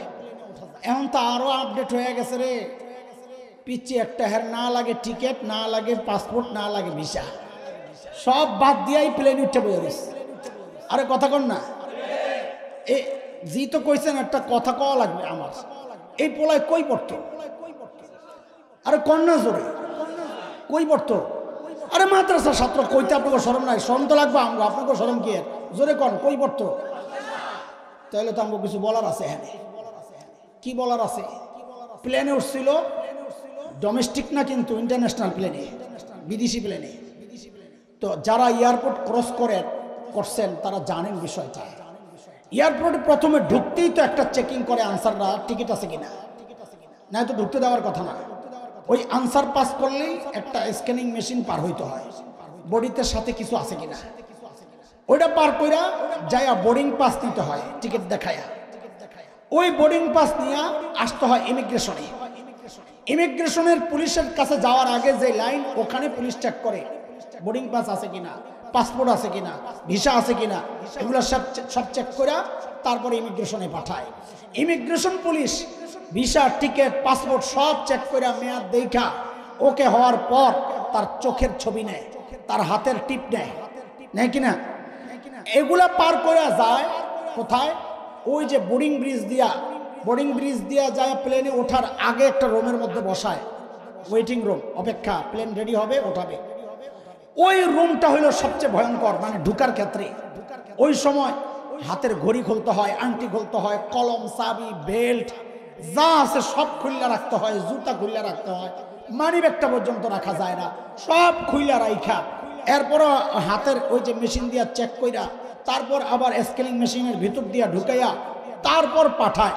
পাঠানোর পর প্লেনে ওঠার আগে, প্লেনে ওঠার দরজার মধ্যে খালাম মারা দাঁড়ায়া থাকে, ওদেরকে বোর্ডিং পাস দেখাইলে ওইটা দেখা তারপরে সিটের মধ্যে বসায়। এতগুলা বেড়ি পার করলো এই পিচ্ছি পোলাটা, কেউ হেরে আটকাই পারল না। অথচ এই আপনারা মাদ্রাসার একটা ছাত্র মাদ্রাসা থেকে পালায়া গেলে হুজুররে কেয়ামত কইরালাম। হ্যাঁ, পুলিশ আইনা হুমকি দেয়, এলাকার মাস্তান গুন্ডা আইনা হুজুররে হুমকি দেয়, পুরা মাদ্রাসা বন্ধের কথা হুমকি দেয়। কেন রে ভাই? হ্যাঁ কি করে? বাচ্চা আটকাই রাখতে পারেন না, বাচ্চারে পাহারা দিয়ে রাখতে পারেন না, হুজুর করে এমন ধমকায়। আমরা জানতে চাই ওই যে এতগুলা বেড়ি পার হয়ে আমরা মাদ্রাসার ছাত্রটা গেল গা, একটারে তোমরা সবাই মিলে আটকাইতে পারলা না, আর আমরা এতগুলা মাদ্রাসায় কেমনে সামলাই? এখন থেকে পোলা বান হারাই গেলে যদি আয়া কয় হুজুর আমার পোলা কই, তো কইবেন ইমিগ্রেশনটা যায় জিজ্ঞেস কর। কথা ঠিক আছে না? কথা কন না? কথাগুলো কেন বলতেছি? বাচ্চাদেরকে ওস্তাদরা খুব পাহারা দিয়া রাখে, কিন্তু তারপরও মাদ্রাসার ছাত্ররা হচ্ছে সবচাইতে বিটলা। এগুলারে আটকানো কঠিন। বলে হুজুর দি বদনাম করতেছে। বদনাম না, এটা শোনা। কেন এত বিটলা কেন? কারণ শয়তান এদের পেছনে কাদেরকে লাগায় জানেন? কোনো দুর্বল কোম্পানি লাগায় না, শয়তান লাগায় এলিট ফোর্স। ওদের মধ্যে যারা একদম এলিট শ্রেণী, স্পেশাল ফোর্স যারা, ওদের মধ্যে সবচেয়ে স্পেশাল যে শয়তান, ওইটারে লাগায় মাদ্রাসার ছাত্রের পেছনে। কারণ ও জানে ওরে যদি হ্যান থেকে বাইর করা যায় আমি সফল। বুঝে আসছে না কথা? চলে কই থেকে কই গেছি, ধর্মী আপনারা আটকেবেন না। মানে সাইয়েদনা ওমরের কাফেলা যখন হিমসে ঢুকে, গোটা হিমস যেন ভেঙ্গে পড়ে, চারদিক থেকে হাজারো মানুষ ছুটে ছুটে আসতেছে। কেন? আহারে মদিনা থেকে আমাদের আমিরুল মুমিনিন আসতেছেন, আল্লাহর নবীর শ্রেষ্ঠ সাহাবী ওমর ইবনুল খাত্তাব আসতেছেন এক নজর দেখার জন্য। হাজারো মানুষ বসা, সাইয়েদনা ওমর বসা, পাশে সাঈদ ইবনে আমির আল জুমাহি বসা। হযরত ওমর চিন্তা করলেন, সাঈদকে আমি তো ভালো জানি, কিন্তু জনগণ কি বলে একটু পরীক্ষা করে নেওয়া যাক। অনেক সময় নেতার কাছে নেতা ভালো, কিন্তু জনগণ দেখতে পারে না। কথা কন না? নেত্রীর কাছ থেকে মার্কা নিয়ে আইছে নির্বাচন করার জন্য, কিন্তু এলাকার মানুষ স্বতন্ত্র একজন দাঁড় করাইয়া দিছে। দেখা যায় স্বতন্ত্র পাশ করে মার্কা ফেল করে। দেখছেন না আপনারা গাজীপুরে? হ্যাঁ, আল্লাহ। সাইয়েদনা ওমর চিন্তা করলেন, হাজারো মানুষ জমা হয়ে গেছে, এই সুযোগে গভর্নর সম্পর্কে একটু খবর লয়া লাই। ডাক দিয়া জিজ্ঞেস করলেন, এই হিংসার মানুষ, তোমাদের গভর্নরের বিরুদ্ধে কারো কোনো অভিযোগ আসেনি? থাকলে দাঁড়ায়া যাও। হায় হায়, এই জমানা একটু চিন্তা করেন তো। পাকিস্তানের প্রধানমন্ত্রী, এই কোন জায়গার পোলাপাইন কথা কো, আমার বিপদে ফেলাইছে। কোন জায়গায়? পাকিস্তানের প্রধানমন্ত্রী তার কোন এলাকায় যাইয়া যদি জিজ্ঞেস করতো, এই করাচির মানুষ, আপনাকে গভর্নরের বিরুদ্ধে কারো কোনো অভিযোগ আছে? কোন জায়গায়? কোন জায়গায়? পাকিস্তানে। তো পাকিস্তানের মানুষ মাথাটা নিচের দিকে দিয়া বলতো, অভিযোগ তো আছে, কিন্তু দাঁড়াবো না, দাঁড়াইলে আবার সকালে শুয়ে পড়া লাগবে। কথা ঠিক নেই? হ্যাঁ দোস্ত, এটা তো হাসি হাসি বলতেছে, কিন্তু এটা হচ্ছে চরম বাস্তবতা। যেখানে ইসলাম নাই, দুনিয়ার যেই দেশই হোক, সেখানে মানুষের অধিকারও নাই। ইসলাম আছে তো মানুষের অধিকারও আছে। কথা বলেন না, ঠিক কিনা? হযরত ওমর যখন বললেন অভিযোগ থাকলে দাঁড়ান, ওই কোণা থেকে এক বুড়া দাঁড়ায় গেছে। আসো, মানুষের স্বভাব হচ্ছে মানুষ অনুকরণ প্রিয়, দেখা দেখি কাজ করে। আপনি রাস্তায় দাঁড়ায় ঘাটটা ব্যথা করতেছে, একটু আসমানের দিকে এরকম তাকায় দেখবেন এদিক দিয়ে যারা যারা যায়, অধিকাংশ মানুষ দাঁড়ায় দেখবে আপনি কি দেখতেছেন। আহা, আমি তো ভালো লাগতেছে না তো বললাম। হা না, একটা কবিতা। কথা ঠিক কিনা? হযরত ওমর যখন বললেন দাঁড়ান, একজন যখন দাঁড়াইছে, লগে লগে আরো তিনজন দাঁড়ায় গেছে। ওমর কয়, শ্বাসে কারবার, শ্বাসে কারবার।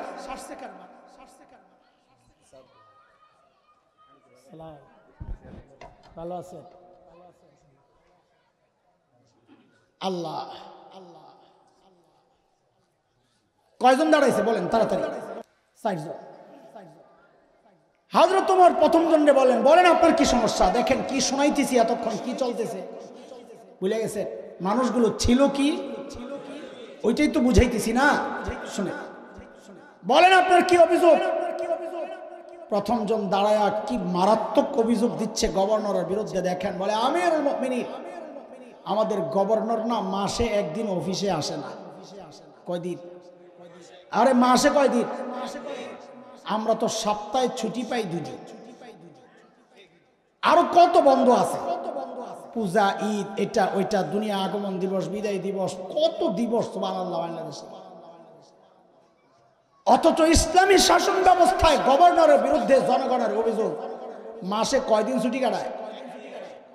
হযরত ওমর তো রাগ হয়ে গেছেন। সাইদ, জবাব দাও, কেন তোমাকে মাসে মানুষ একদিন পায় না? জবাব দাও। আসামির কাঠগড়ায় ধনী এলাকার গভর্নর, ধনী এলাকার কি হওয়ার কথা ছিল? কথা কন না?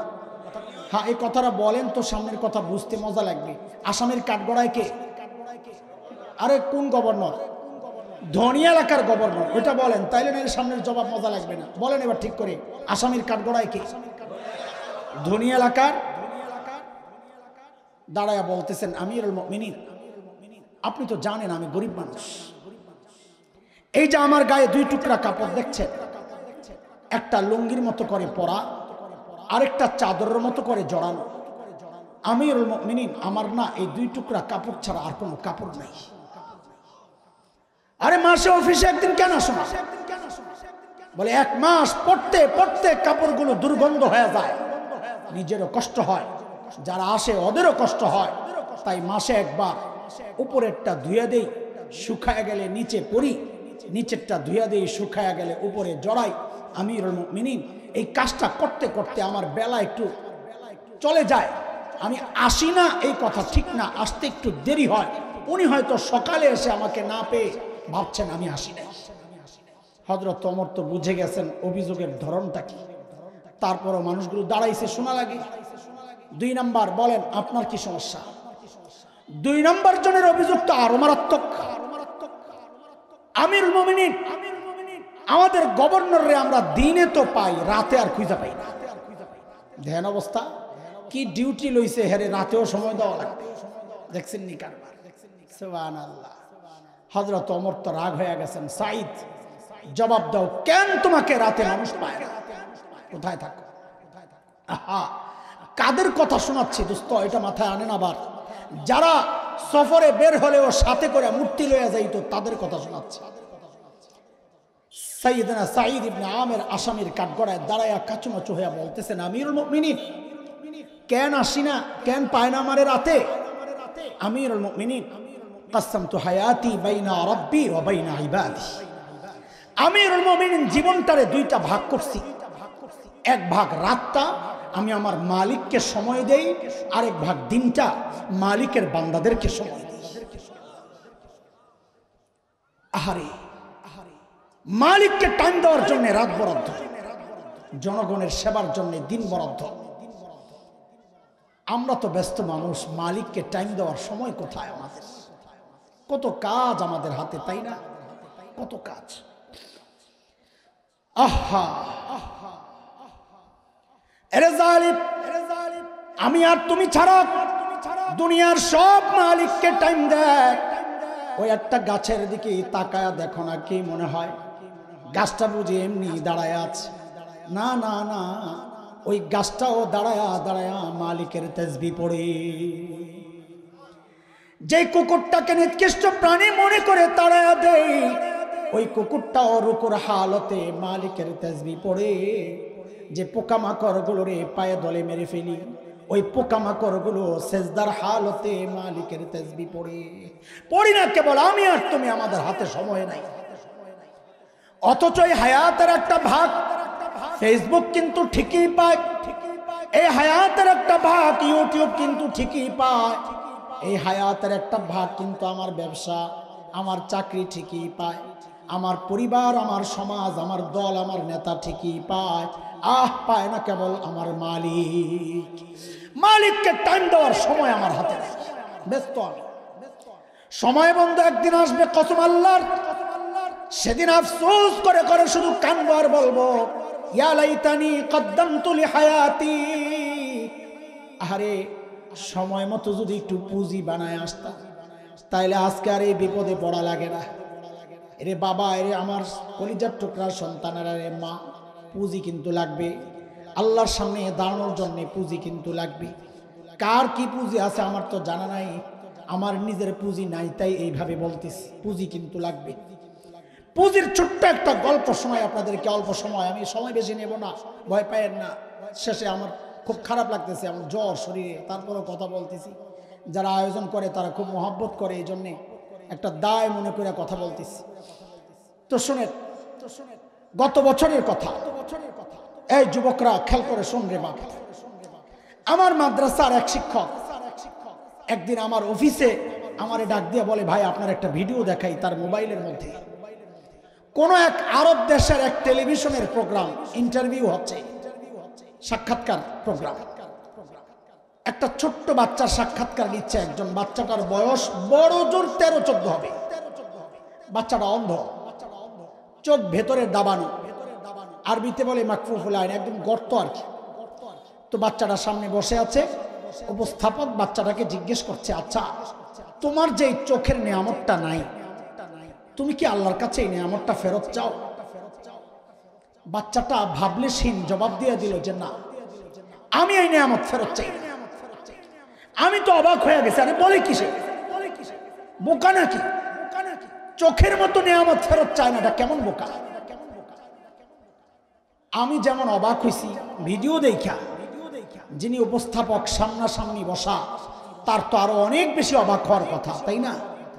তিনি অনেক অবাক হয়ে জিজ্ঞেস করলেন, লিমাজা, আরে কেন তুমি এই নিয়ামত ফেরত চাও না? এটা কেমন কথা? আরে বাচ্চাটার জবাবটা শুই না বুঝছি, আরে বোকা তো ও না, বোকা তো দেখি আমি। আল্লাহকে হাজির নাজির রেখে বলছি, ওর জবাবটা শুই না আমি সাথে সাথে কান্না করে। বললো কিসে? বললো কিসে? বলে কি জানেন? দেখেন কি পুঁজি বানাইছে, দেখেন পুঁজিটা দেখেন, আমি ওই পুঁজি বুঝাইতেছি কি পুঁজি বানাইছে দেখেন। ওকে যখন জিজ্ঞেস করা হলো তুমি কি নিয়ামতটা ফেরত চাও? বলে না, চাই না। বলে কেন চাও না? বলে হাসরের মাঠে যখন বিচার শুরু হয়ে যাবে না, আমি দুনিয়া এই জন্য চাই নাই, সেদিন কাজে লাগাবো। বলে কি কাজে লাগাবা? বলে যখন আমার ডাক পড়বে হিসাব দেওয়ার জন্য।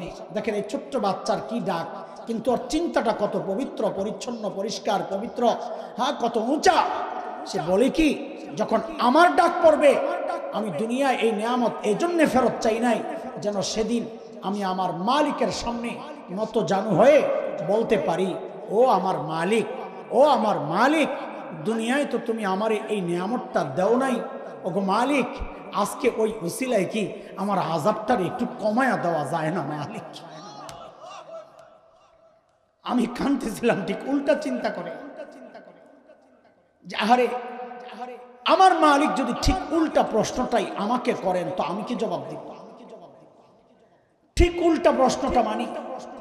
আমি যখন হিসাব দিতে আমার মালিকের সামনে দাঁড়াবো, তখন আমার মালিক যদি আমাকে জিজ্ঞেস করেন, এরে হাসান জামিল, তোকে তো এই চোখের নিয়ামতটা দিছিলাম, তুই তো ভোগও করছস, এখন আযাবটা একটু বাড়ায়া দিই, তো আমি কি জবাব দিব?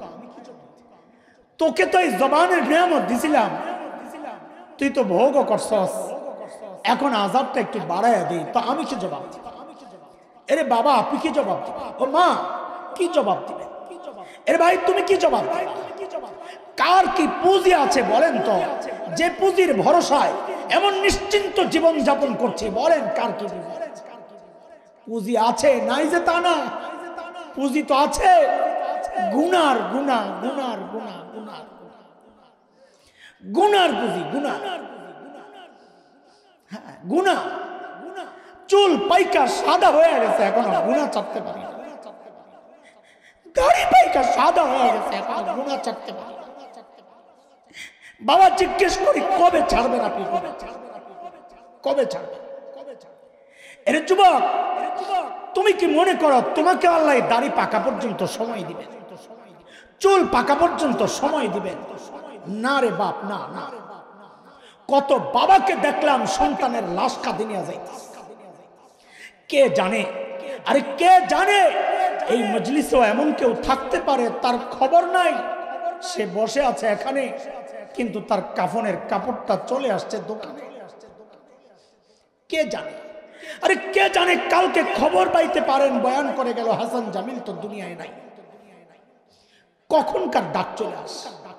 কে নিয়ে দাঁড়াবেন মালিকের সামনে? বলে পুঁজিটা কি?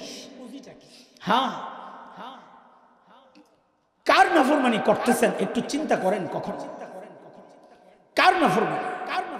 ওই মালিকের যিনি এত ভালোবাসেন আমাদের। কত ভালোবাসেন কোনদিন ভেবেছেন কি? কত ভালোবাসেন কোনদিন ভেবেছেন? আমি আপনি যখন দরজা জানলা আটকায়া গুনাহ করি, ভেতরে গুনাহ চলতেছে, ভেতরে গুনাহ চলতেছে, আমার মালিক আমাকে কত ভালোবাসে। ওই গুনাহ অবস্থায় দরজার নিচে দিয়া বাতাস আর অক্সিজেন পাঠায়া দেন যেন আমি মইরা না যাই। ওই মালিকের নাফরমানি চলছে। চোখ গুনাহ করতেছে, না হয় কান গুনাহ করতেছে, না হয় জবান গুনাহ করতেছে, না হয় মস্তিষ্ক চিন্তা গুনাহ করতেছে।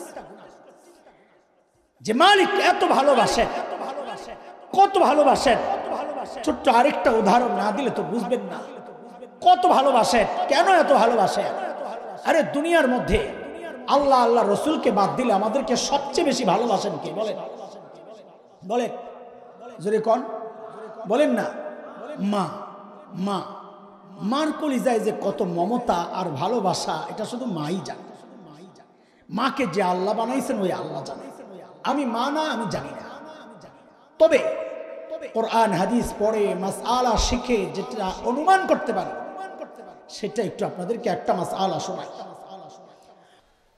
ওই জাহান্নামের রাস্তায় ছুটতে থাকা মানুষগুলোকে জান্নাতের রাস্তায় উঠায়া দেওয়ার জন্য আল্লাহ সুবহানাহু ওয়া তাআলা যুগে যুগে হযরত আম্বিয়া আলাইহিমুস সালামকে দুনিয়ায় পাঠিয়েছেন। যেমন হযরতে মূসা আলাইহিস সালামকে আল্লাহ দুনিয়ায় কখন পাঠিয়েছেন? আল্লাহ তাআলা যখন দেখেছেন ফেরাউন এবং তার বংশের লোকেরা নবী মূসা আলাইহিস সালামের উপর এমন নির্যাতন চালাচ্ছিল যে বনি ইসরাইল নিঃশেষ হয় প্রায়। বনি ইসরাইলের নির্যাতনের কিছু ধরন কোরআন আল কারীমের মধ্যে আসছে। হযরত মূসা আলাইহিস সালামের একটা বক্তব্য থেকে, যেমন সূরা ইব্রাহিম এর 6 নম্বর আয়াতে একটা নির্যাতনের ধরন আসছে। আল্লাহ বলেন, وَإِذْ قَالَ مُوسَى لِقَوْمِهِ اذْكُرُوا نِعْمَةَ اللَّهِ عَلَيْكُمْ إِذْ أَنْجَاكُمْ مِنْ آلِ فِرْعَوْنَ يَسُومُونَكُمْ سُوءَ الْعَذَابِ وَيُذَبِّحُونَ أَبْنَاءَكُمْ وَيَسْتَحْيُونَ نِسَاءَكُمْ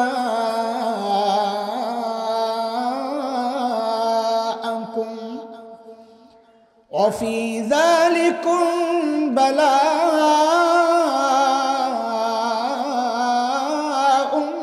مِّن رَّبِّكُمْ عَظِيمٌ।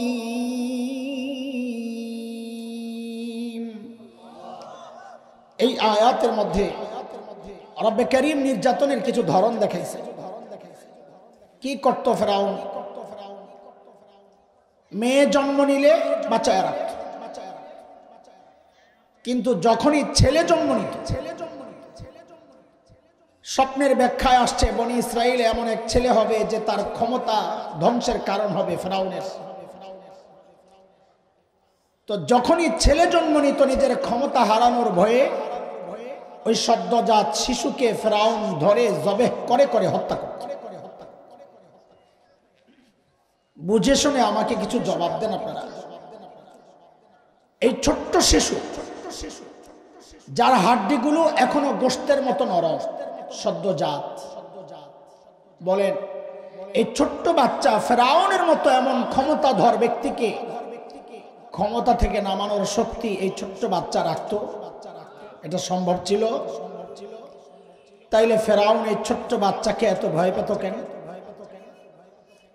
এটা আল্লাহ তাআলার দুনিয়া পরিচালনার একটা সিস্টেম, নিজাম। কেউ যখন হক হয় সে যত দুর্বল হোক না কেন, কেউ যখন বাতিল হয় সে যত শক্তিশালী হোক না কেন, আল্লাহর সিস্টেমই এটা।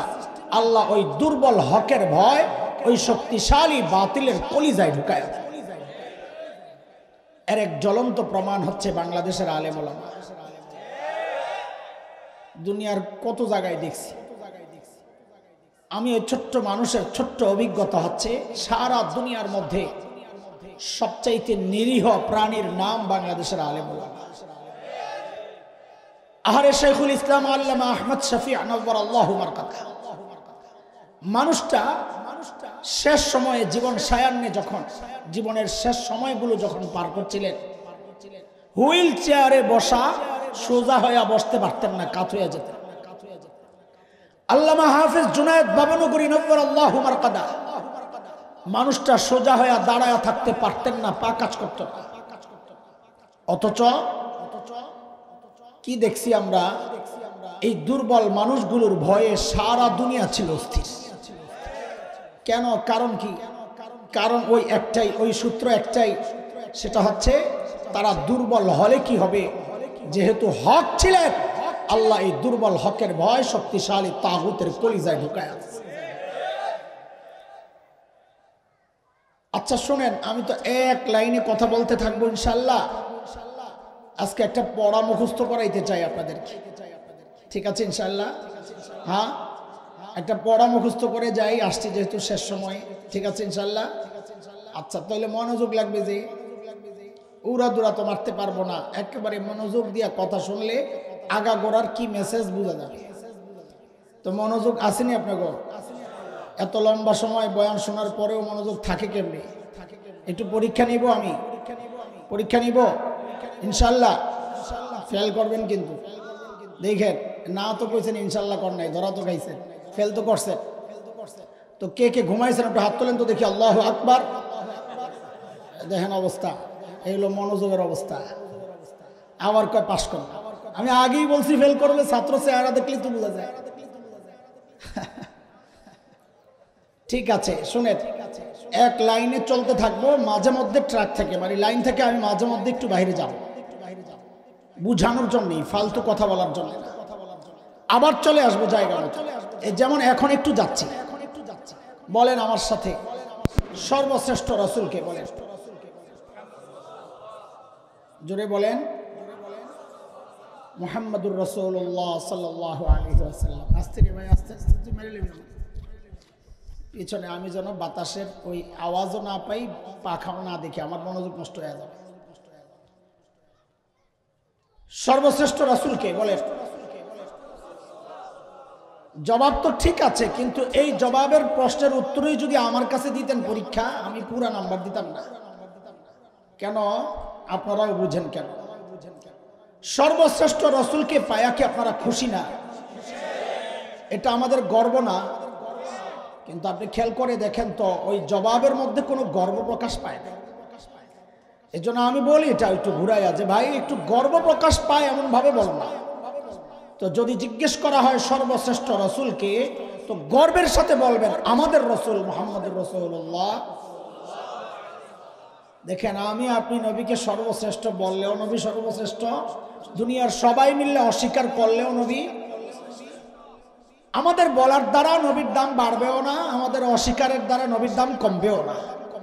তো মাঝখানে আমরা এমন ভাবে কেন বলি না যেন আমাদের দামটা বেড়ে যায়? তো বলেন সর্বশ্রেষ্ঠ রাসূল কি? আরে ভাই, একটা এমপির ছেলে যে পাটল হয়, ঢাকায় এমপি যদি হয়, তাহলে কথা হবে আমার চেনসবে এমপির বলা খালাম, একটা এমপির বলা হয় এই ভাবলো হয়, আর আপনি সর্বশ্রেষ্ঠ রাসূলের উম্মত একটা ভাব নিতে পারলেন না। কি অবস্থা? ঠিক আছে, আগে নাম্বার কম পাইলো, এখন যেটা প্রশ্ন করবো এই নাম্বার, এটা পুরোপুরি অ্যান্সার করা লাগবে। এই যে আমার ঠান্ডা লাগছে খুব আজকে, এমনি আজীবন গলা ভাঙ্গা মানুষ, দুর্বল মানুষ সব দিক থেকে, গলাও নাই তলাও নাই। আচ্ছা বলেন তো, এই অল্প সর্দি কাশি ঠান্ডার জন্য মানুষ ডাক্তার কোনটার কাছে যায়? এলাকার ডাক্তার না দেশের সবচাইতে বড় ডাক্তার? মাশাআল্লাহ, জবাব তো ঠিক আছে।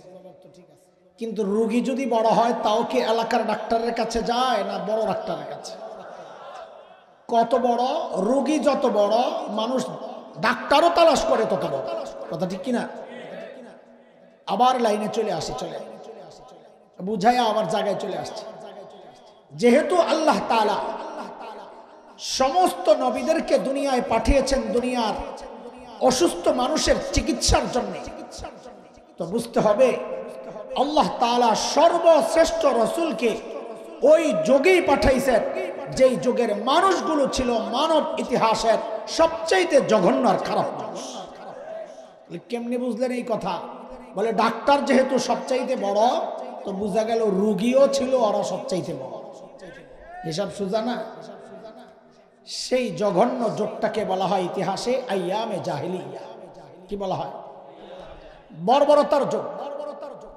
বর্বরতার মাত্রা কত দূর ছিল যে ওদেরকে ঠিক করতে আল্লাহ সর্বশ্রেষ্ঠ রাসূল পাঠালেন। ইতিহাস পড়লে লোম দাঁড়ায় যায়, মানুষ এত খারাপ ছিল, এটা সম্ভব? একটা একটা পয়সার জন্য মানুষ খুন করে ফেলত। মূর্তি পূজা এখন হয় কি হয় না? হয়, তখনও হতো। পার্থক্য কি? এখন মসজিদের মধ্যে মূর্তি রেখে পূজা করা হয়, বলেন, অথচ তখন বাইতুল্লাহর ভেতরেই ছিল 360 মূর্তি। ঘরের মধ্যে আলাদা মূর্তি, সফরে বের হলে বগলের নিচে করে নিয়ে যাইতো আলাদা মূর্তি। কেন? রাস্তায় পূজা করার জন্য যদি আবার খোদা না পাওয়া যায়, আরেক বিপদ। দেখছেন অবস্থা? রাস্তায় সুন্দর একটা পাথর দেখছে, তো বগলের নিচের মূর্তি ফালাইয়া দিছে, প্রতিমা বিসর্জন, ওই সুন্দর পাথরের পূজা করা শুরু করছে। এই ছিল মূর্তি পূজার অবস্থা। জন্ম নিয়ন্ত্রণ এখন হয় কি হয় না? হ্যাঁ, তখনও হতো। পার্থক্য কি? এখন জন্ম নিয়ন্ত্রণ হয়, পেটের মধ্যে বাচ্চা নষ্ট করা হয় অথবা আসতে দেওয়া হয় না। আর তখন জন্ম নিয়ন্ত্রণ হতো, বাচ্চা হওয়ার পর দেখতো ছেলে না মেয়ে।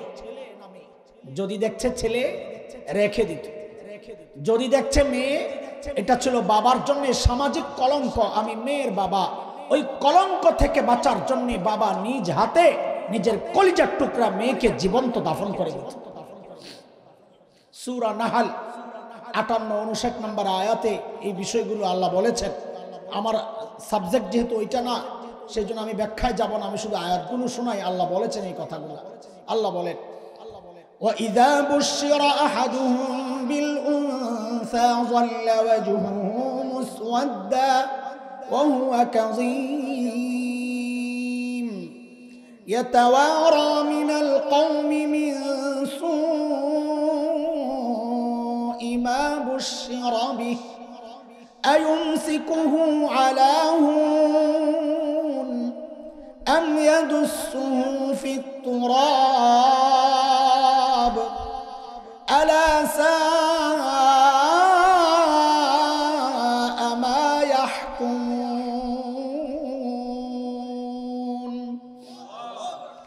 এই ছিল সামাজিক অবস্থা। মানুষগুলো এতটা খারাপ হওয়ার পেছনের মূল কারণ কি ছিল? কেন এত খারাপ ছিল মানুষ? আমাদের দারুল উলুম দেওবন্দের প্রায় 50 বছরের প্রিন্সিপাল হাকিমুল ইসলাম কারি তৈয়ব রহমতুল্লাহ আলাইহি বলেছেন, মানুষগুলো এতটা খারাপ হওয়ার পেছনের মৌলিক কারণ ছিল দুইটা। বলেন, হ্যাঁ, পড়া তো মুখস্থ করতেই হবে আজকে। মৌলিক কারণ, কারণের অভাব নাই, কিন্তু মৌলিক কারণ ছিল। বলেন, মৌলিক কারণ ছিল দুইটা। এক নাম্বার জাহালাত, অজ্ঞতা, মূর্খতা, লেখাপড়া নাই, মানুষ যা ইচ্ছা তাই। দুই নাম্বার চারিত্রিক অধঃপতন, চরিত্র নষ্ট ছিল। দেখেন, দুইটার একটা না থাকলে মানুষ অপরাধ করে। আপনি দেখেন, একজন ইঞ্জিনিয়ার, সে শিক্ষিত না মূর্খ? বলেন শিক্ষিত, অথচ জাতি কি দেখলো? ইঞ্জিনিয়ার সাহেবের চরিত্র নষ্টের কারণে সরকারি কাজের দায়িত্ব পাইয়া তো রডের বদলে বাঁশ ঢুকাইয়া দিচ্ছে। কেন? লেখাপড়া নাই সেজন্য না, না, চরিত্র নষ্ট।